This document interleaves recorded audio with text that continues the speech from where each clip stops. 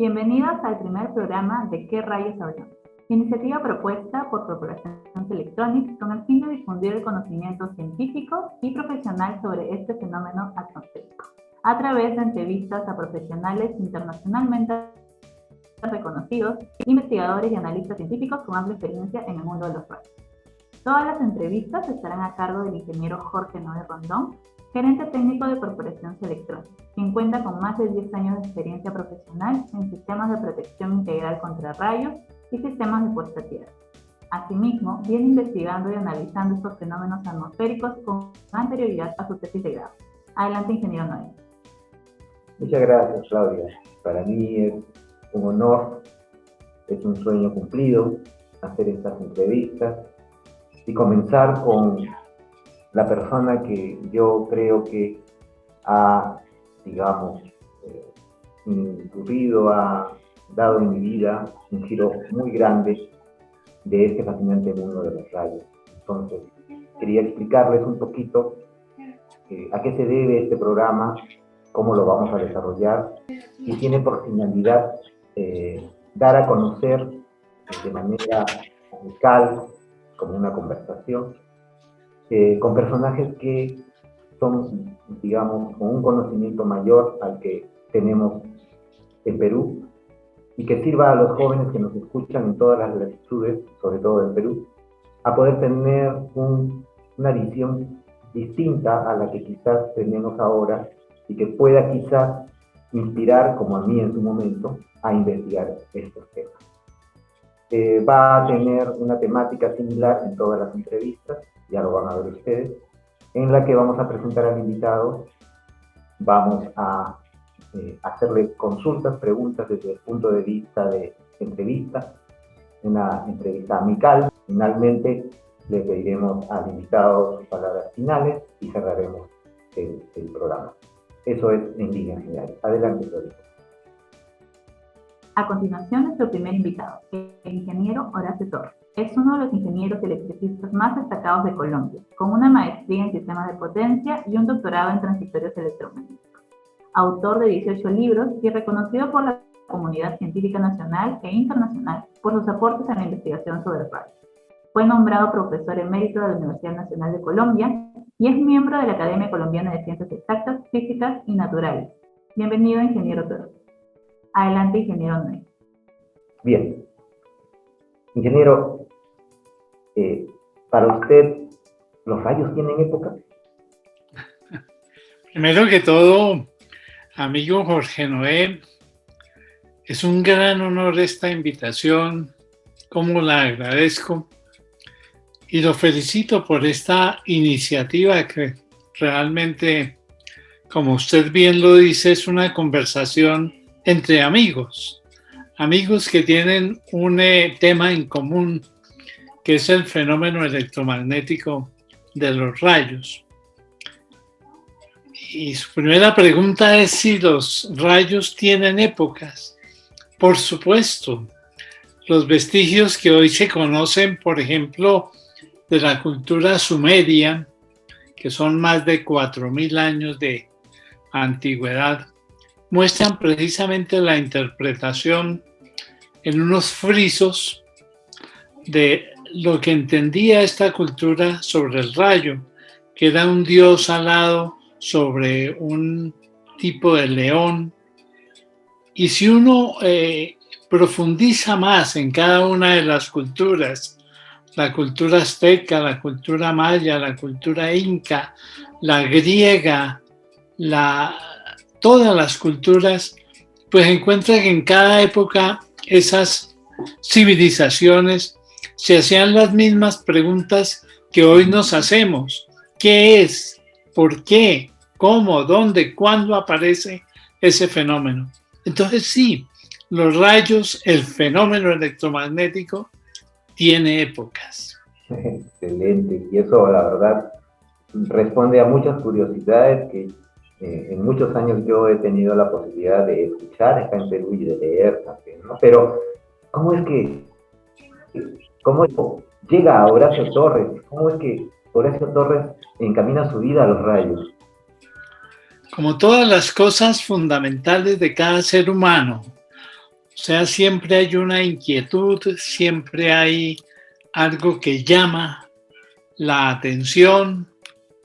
Y en el caso mío, en la universidad hice un trabajo sobre protección de líneas de transmisión, en el cual se analizaba el fenómeno del rayo cuando impactaba una línea de transmisión.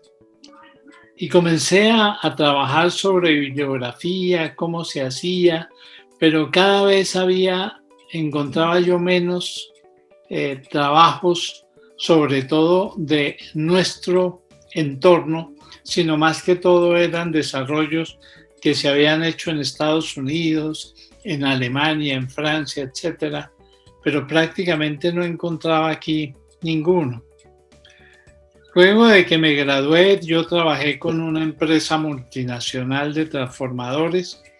Volví a la universidad como profesor después de un concurso y se dio la posibilidad que el gobierno alemán, a través de una institución que se llama el DAAD, me diera una beca para estudiar, y así lo hice en la Universidad Técnica de Darmstadt, y allí llegué. Y recuerdo que cuando me entrevisté con quien luego fue mi director, el profesor Koenig, me preguntó cuál es su interés. Y entonces yo pues le hice referencia al trabajo que había hecho sobre protección de líneas. Él estaba con otro colega, profesor también, conversaron algo entre ellos y me manifestó riéndose: señor Torres, la verdad, usted donde puede estudiar muy bien ese fenómeno es en su tierra. Claro. Y no caen rayos, en cambio allá caen bastantes. Sin embargo, le propongo por qué no estudia la parte teórica, y fue así como con la dirección de él trabajé en un tema que se llama transitorios electromagnéticos. Interesante, muy interesante, ingeniero. Yo sé que solamente esta parte podría meritar toda una entrevista completa, y yo estoy seguro que la voy a hacer. Y dígame, ¿y esto o qué llevó a usted como enseñanza relevante de vida para usted? Cuando regresé a Colombia, pues motivado precisamente por ese fenómeno, por curiosidad científica, conformé un grupo de investigación con estudiantes que pues los convencí de la importancia que tenía trabajar el tema. Y fue así como hace 40 años, a principios de los años 80, que fue cuando regresé, conformé el grupo que le pusimos de nombre Programa de Investigación sobre Adquisición y Análisis de Señales, y comenzamos pues a buscar bibliografía. Mucha no se conseguía aquí, pero tenía la posibilidad de viajar con cierta frecuencia a Alemania, y allí pues conseguí mucho de la bibliografía que se venía trabajando, y comenzamos a ver cómo eran ese fenómeno. Hoy en día sabemos que, por ejemplo, para conocer científicamente el fenómeno electromagnético del rayo, se necesitan aproximadamente 18 parámetros que van desde la corriente de retorno de rayo, la energía, el nivel ceráunico, la densidad, la polaridad, etcétera, etcétera. Y fue así como comenzamos a trabajarlo, y de lo que más recuerdo es haber escrito un primer artículo hacia la década del 80, y al final encontraba yo que lo que habíamos medido con equipos similares a lo que se ha medido en Suiza, por ejemplo, a mí me daba diferente, pero luego lo comparé con datos de Estados Unidos y también me daba diferente, y me daba muy, muy diferente. Por ejemplo, datos como nivel ceráunico, como densidad, ya comenzábamos a medir la corriente y al final se me ocurrió colocar en conclusiones que no entendía por qué se daban esos parámetros diferentes, si había algún error, aunque yo lo describía en el artículo, y que si a alguien pues le interesaba ese artículo,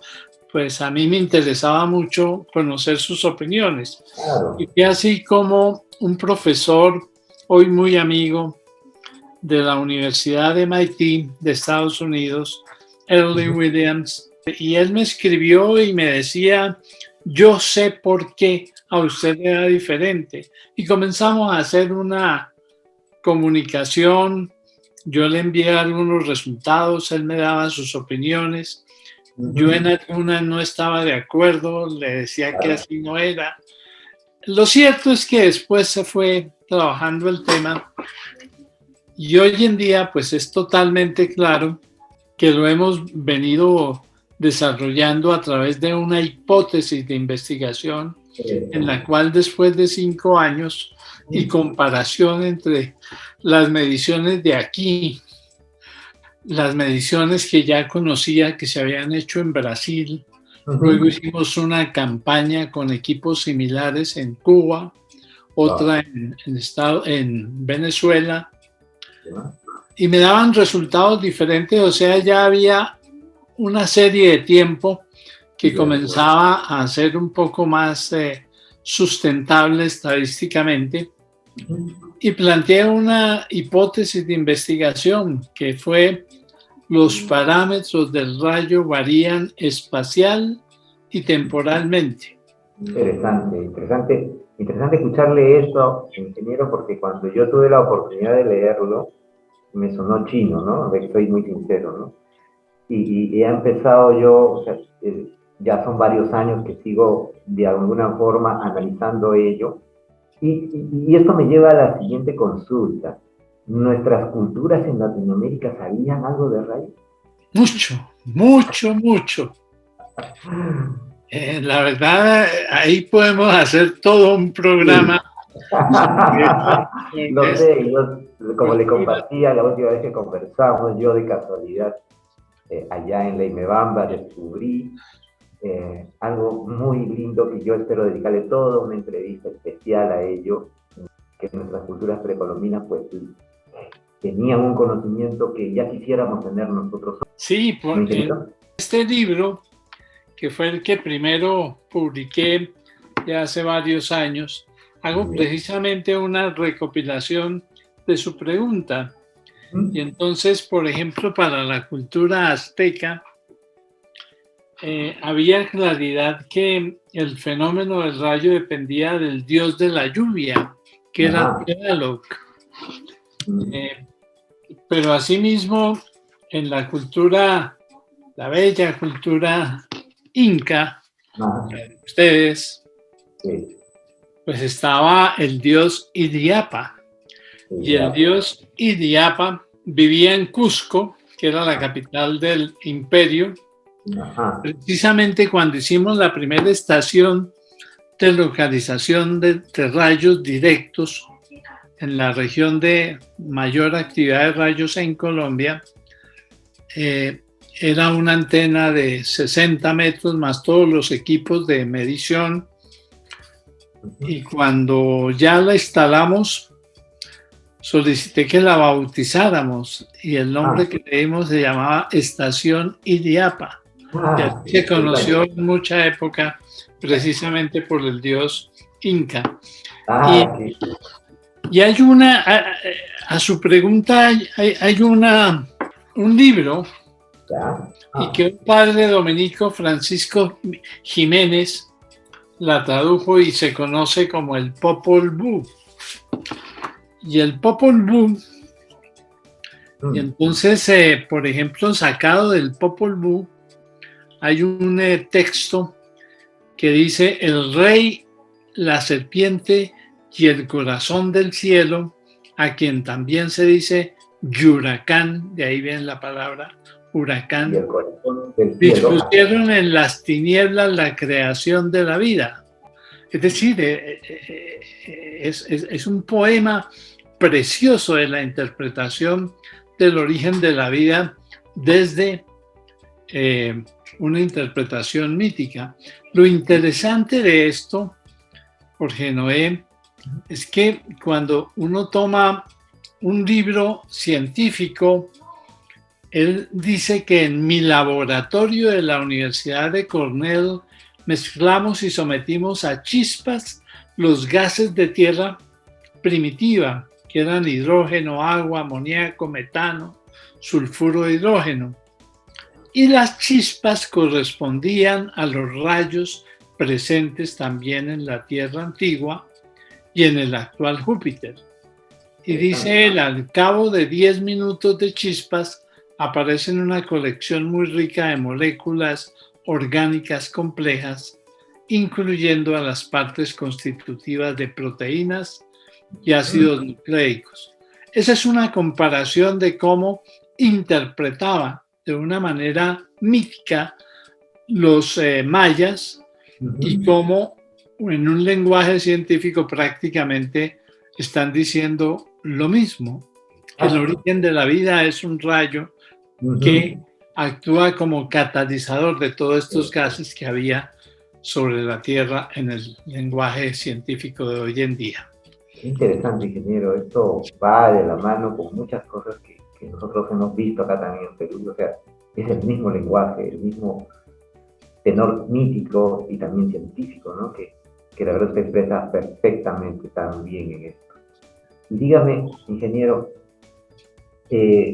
un joven que en este momento quizás nos esté escuchando por Facebook, por Twitter o por cualquier red, ese joven, ¿por qué tendría que estudiar rayos? Porque es fascinante, porque tiene toda una serie de secretos que a medida que se avanza en la medición, en la construcción de ese conocimiento, en la contrastación con otros resultados de otras latitudes, en la discusión que se da en una comunidad, lo que uno va encontrando son misterios que ya comienzan a entenderse y es el avance en el conocimiento. ¿Y por qué un joven podría estudiarlo? Porque es que todavía hay miles de secretos que cada día vemos más y más y más preguntas, pero sobre todo, Jorge Noé, en estas latitudes. Porque es que lo que hemos venido encontrando a través de toda la investigación con la hipótesis que comentaba, es que la mayor concentración de rayos de todo el planeta se da en la zona tropical. Y la mayor zona de actividad de rayos está en una zona que comprende una región de Colombia y Venezuela, que se conoce como el Catatumbo. El Catatumbo es la zona de mayor actividad de rayos del mundo. Entonces, lo que hemos venido encontrando es que esta zona, en la serranía, por ejemplo, de Perú, pues hay alta actividad de rayos, sobre todo porque también es zona tropical. Y es muy diferente, que es lo que hemos venido encontrando a las latitudes norte o sur, porque el clima y las condiciones son diferentes. En nuestra región tropical no hay estaciones. En las latitudes norte sí, y eso hace una diferencia.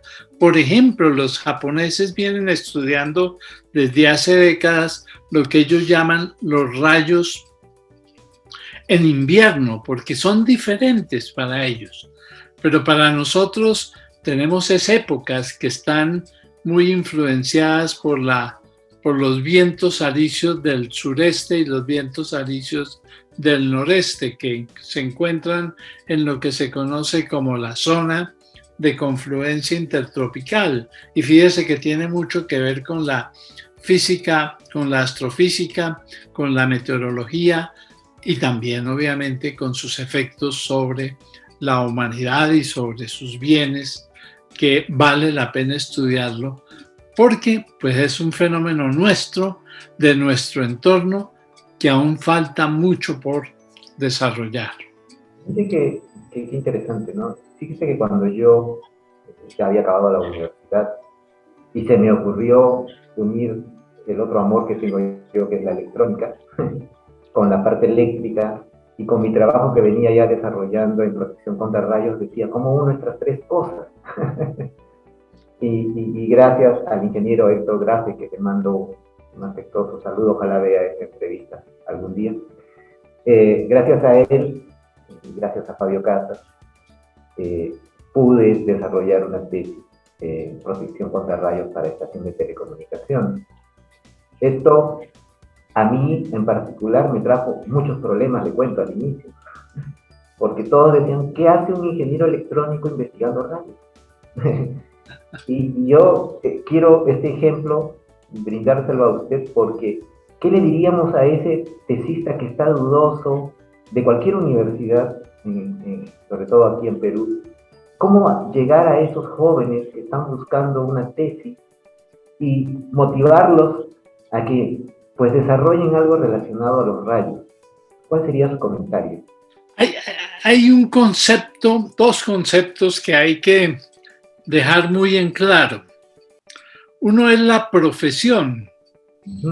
Y hay una profesión que se llama ingeniería con el apellido eléctrica, electrónica, etcétera. Y ahí lo que se hace es formar en conocimientos de ciencias básicas, ciencias humanas, una aplicación de esos conocimientos a casos muy específicos. Esa es la profesión. Pero también hay que mirar que existe la ingeniería como disciplina. ¿Qué significa?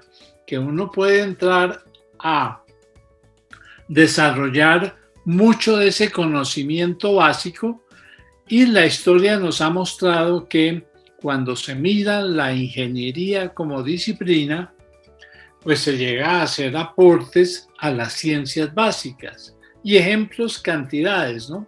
Uno es el ingeniero electricista John Bardeen, ingeniero electricista, que recibió 2 premios Nobel de física.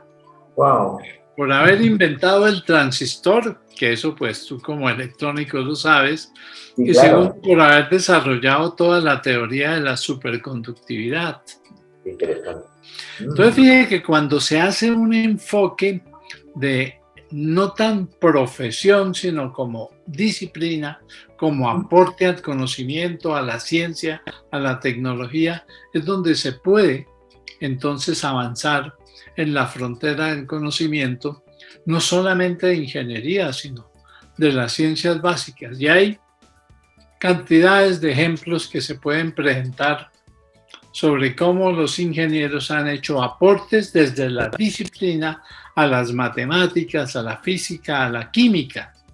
Entonces son muchísimos ejemplos de aportes que se hacen desde la ingeniería vista como disciplina a las ciencias básicas. Qué interesante, ingeniero. Yo mientras lo escuchaba recordaba otros ejemplos muy interesantes también, pero me hacían entre mí la misma pregunta que compartimos en su oportunidad allá en Bogotá, y es ¿por qué los pocos investigadores que ya hay en nuestras latitudes en Sudamérica, ¿por qué no trascienden con sus investigaciones? ¿El problema es el investigador o qué sucede? Pues hay muchos factores, ¿no? Yo hago un análisis de todo lo que son obstáculos epistemológicos, que solamente son obstáculos psicológicos en los cuales se hace un paradigma de lo que es la ciencia, y uno escucha con mucha frecuencia a nuestros políticos, a nuestros dirigentes decir: nosotros no hacemos ciencia ni tecnología, eso lo hacen en Estados Unidos, en Alemania, en Francia. Nosotros consumimos simplemente. Y no hay tal. Fíjense que este tema del fenómeno electromagnético del rayo, pues desde nuestra investigación vista la ingeniería como disciplina, pues hemos hecho aportes al conocimiento que han sido discutidos, que han sido puestos en papers, en artículos, y que son aceptados por la comunidad internacional. Entonces eso es lo que me parece importante para la juventud nuestra, y es que hay que identificar muchísimo cuáles son nuestros problemas.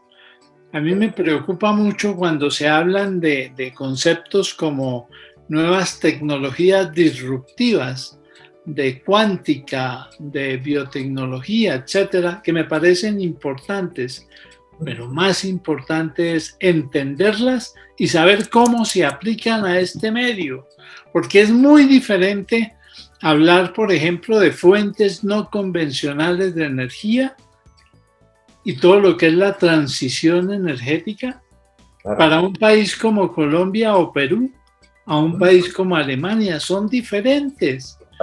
Digamos, cuando se mira este fenómeno en fuentes no convencionales, desarrollamos ya hace unos años, unas décadas, un grupo de la IEC para estudiar el comportamiento de los molinos de viento ante descargas atmosféricas.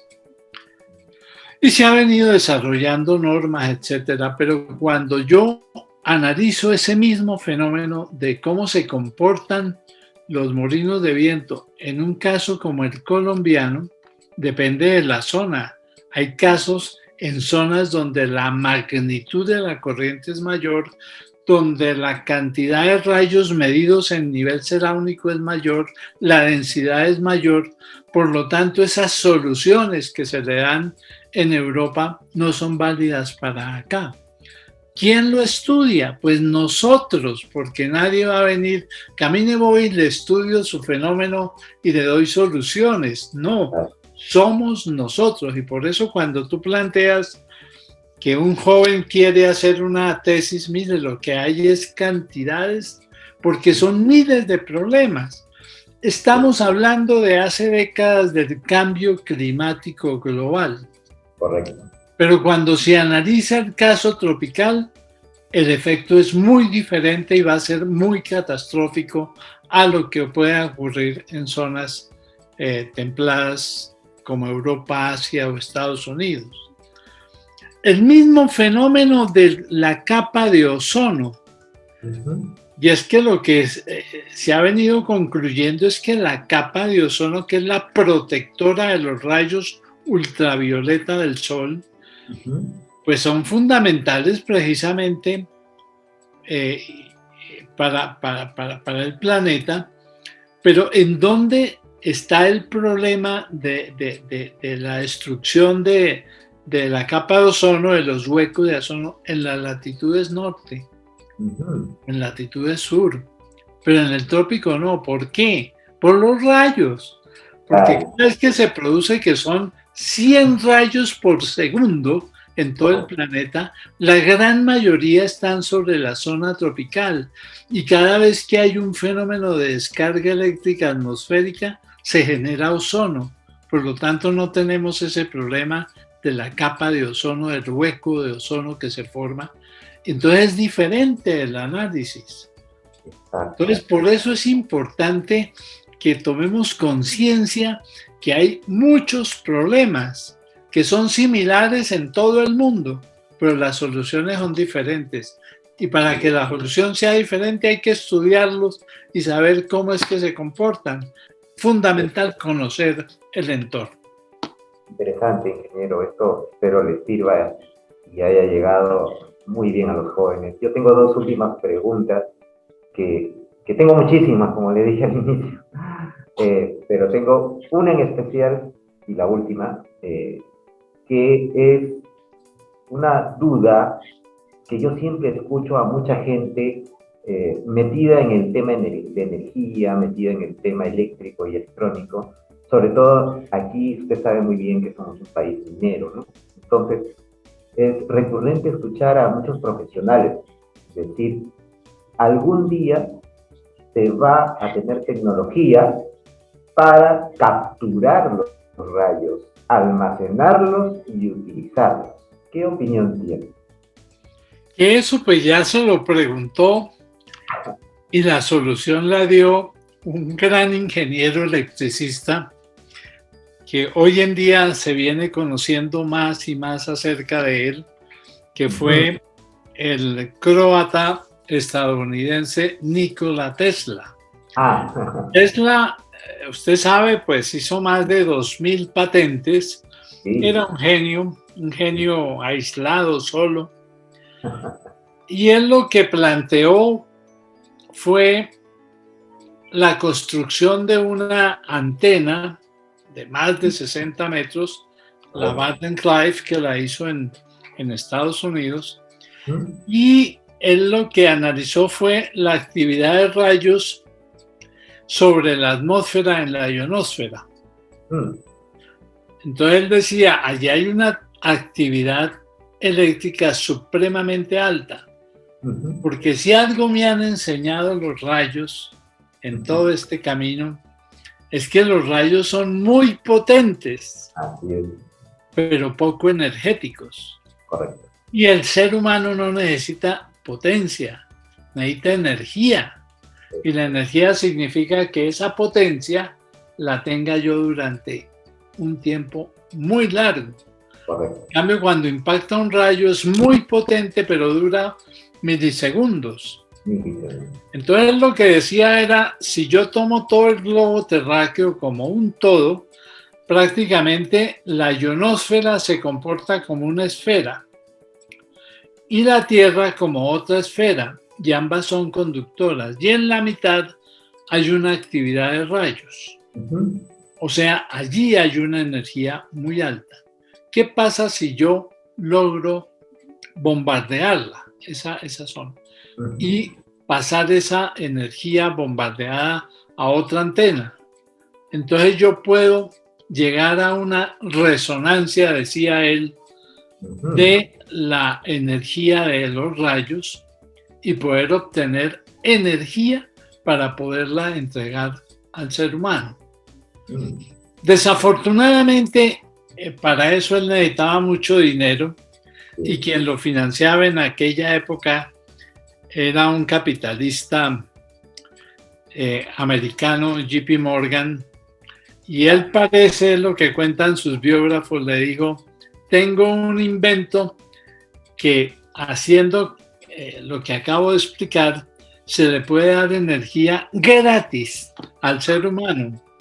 Y el hombre le dijo, es que yo no necesito regalar, cuando yo lo que necesito es producir y que me produzca a mí.